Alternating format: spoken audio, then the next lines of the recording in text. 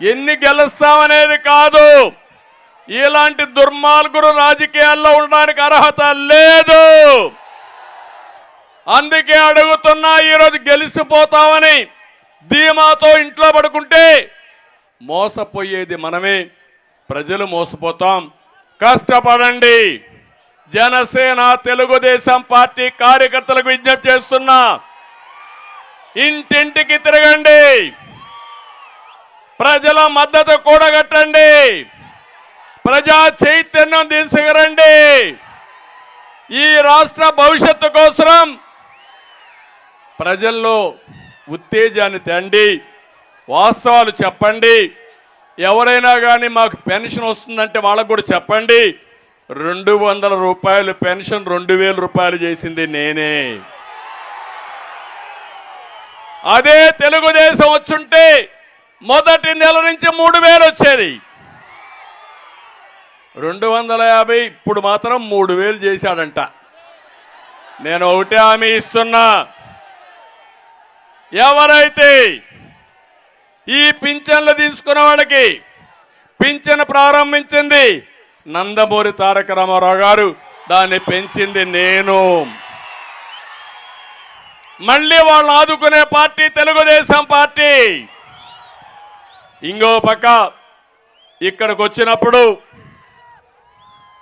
పిట్లవారి గూడెంలో నేను ఇప్పుడే చెప్పాను, ఎత్తి పొదుగులు చేయాలని చేస్తాం. వాణిజ్య పంటలు ఎక్కువ వస్తాయి, కోల్డ్ స్టోరేజ్ కట్టాలన్నారు, కడతాం. నూజివీడులో మామిడికి మార్కెట్ పెంచాలన్నారు, ప్రాసెసింగ్ యూనిట్స్ తేవాలన్నారు, అవి కూడా తెస్తామని చెప్పి నేను మీకు తెలియజేస్తున్నా. ఇవి కాకుండా ఇంకో పక్కన ఇక్కడ కొండూరు, విస్సన్నపేట, గంపలగూడెం ఇక్కడ కిడ్నీ వ్యాధులు ఉన్నాయి, చాలా తీవ్రంగా ఉంది. ఇది ఎంతవరకు ఉందంటే, ఏ విధంగా అయితే ఉద్దానం ఉందో ఆ ఉద్దానం మారిగా ఇక్కడ కూడా ఆ సమస్య ఉంది.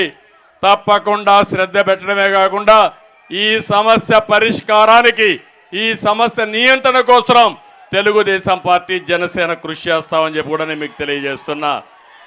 కట్టలేరు పైన వినగడప బ్రిడ్జి బాబు రావాలి, బ్రిడ్జి కట్టాలి. 26 కోట్లు హామీలు మాత్రం ఇచ్చారు. హామీలు ఎక్కడికి పోయినాయి తమ్ముళ్ళు? కోటలు దాటాయి.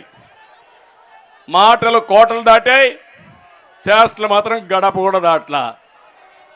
ఇంకో పక్కన టిట్కో ఇళ్ళు, నేను పేదవాళ్ళకి ఆస్తి ఇవ్వాలనుకున్నా, అవి కూడా నాశనం చేశారు.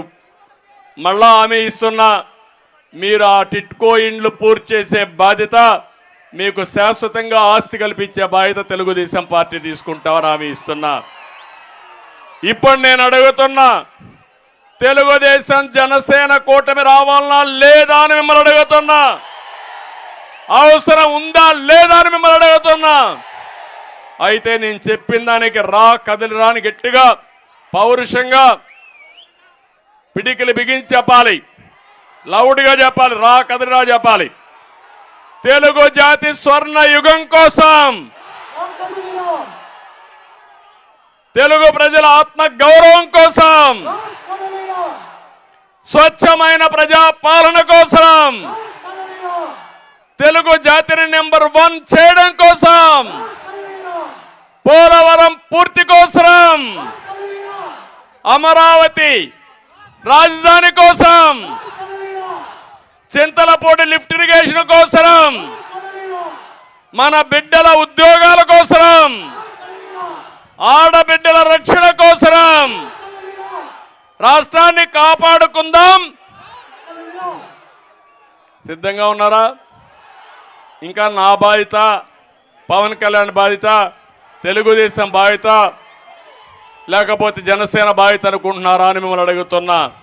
నేను చెప్పింది మీకు అర్థమైందా అని అడుగుతున్నా. నా ఆవేదన, 45 ఏళ్లుగా నన్ను గౌరవించారు. నేను కూడా నా శక్తి ఎంత ఉంటే అంత ఉపయోగించి పనిచేశా. ఒక తృప్తి నాకుంది. కానీ ఈరోజు రాష్ట్రం ఇబ్బందుల్లో ఉంది.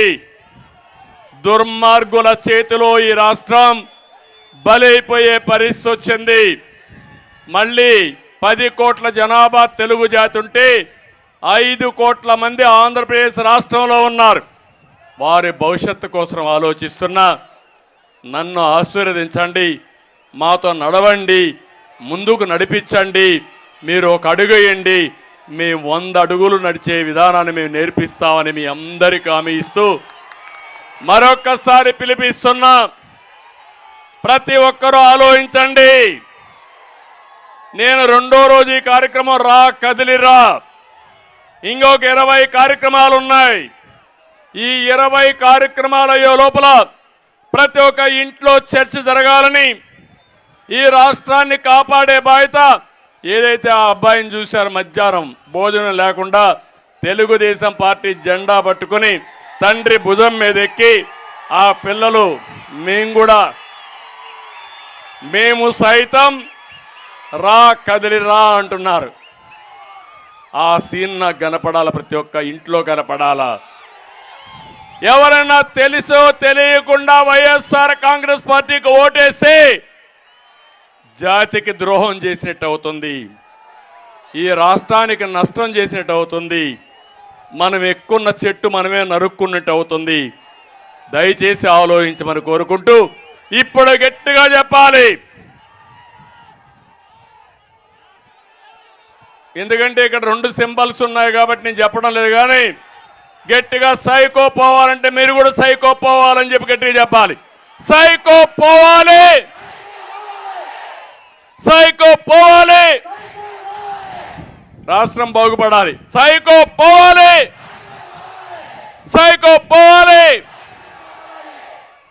అదే మరి తెలుగుదేశం జనసేన ఐక్యత వర్ధిల్లాలి. తెలుగుదేశం జనసేన ఐక్యత, తెలుగుదేశం జనసేన ఐక్యత, తెలుగుదేశం జనసేన ఐక్యత. Okay brother. ఎన్టీఆర్ అంటే అమర్ హై. NTR, NTR, NTR. శభాష్, చాలా సంతోషంగా ఉంది. మీ ఉత్సాహం చూసిన తర్వాత నాకు నమ్మకం వచ్చింది. ఏ దానికైతే నేను ఒక ఉద్యమ స్ఫూర్తితో వచ్చానో మీరు పూర్తిగా అర్థం చేసుకుని ఆశీర్వదించారు. దానికి పేరు పేరున మనస్ఫూర్తిగా ప్రతి ఒక్కరికి నమస్కారాలు తెలియజేసుకుంటూ సెలవు తీసుకుంటున్నా. జై హింద్, జై తెలుగుదేశం.